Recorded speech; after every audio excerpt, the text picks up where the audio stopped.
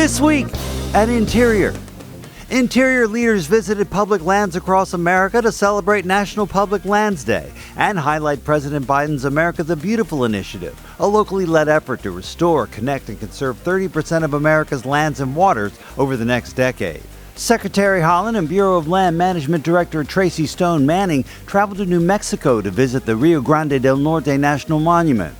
U.S. Fish and Wildlife Service Director Martha Williams was in Baltimore at Masonville Cove, and National Park Service Director Chuck Sams traveled to Great Smoky Mountains National Park to honor those participating in the nation's largest annual single-day environmental volunteer effort. Secretary Holland and Director Sams traveled to South Carolina this week to highlight Interior's commitment to help tell a more complete story of America. They toured Somerton High School and Scotts Branch High School, sites that will soon be part of the Brown v. Board of Education National Historical Park. They visited Benedict College to highlight investments to preserve historically black colleges and universities, and celebrated a new cooperative agreement between the National Park Service and the University of South Carolina's Center for Civil Rights Research. Interior this week announced that the Bureau of Indian Affairs and Bureau of Indian Education will create indigenous food hubs for BIE-operated schools and BIA-operated detention centers.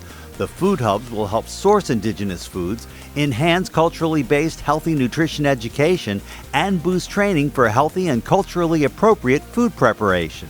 The announcement was made as part of the White House Conference on Hunger, Nutrition, and Health. The Interior Department's first ever Secretary's Tribal Advisory Committee, or STAC, held its kickoff meeting this week.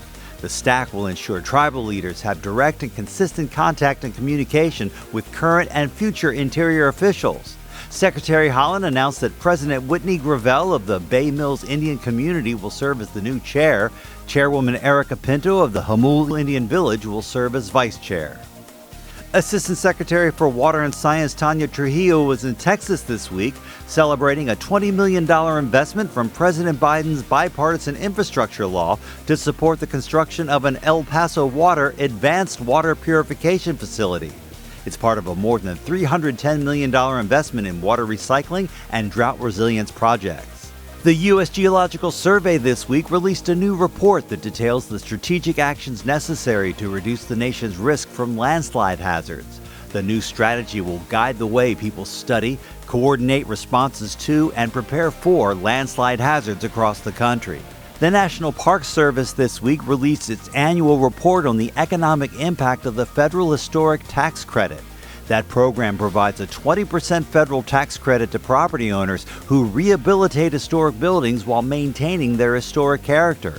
NPS says the tax credit program produced an estimated 135,000 jobs last year and added $7.7 billion to the gross domestic product.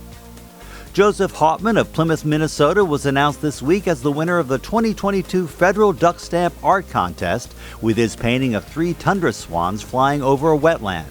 Hauptman's acrylic painting will be made into the 2023-2024 Federal Migratory Bird Hunting and Conservation Stamp, or Duck Stamp, which will go on sale in late June 2023.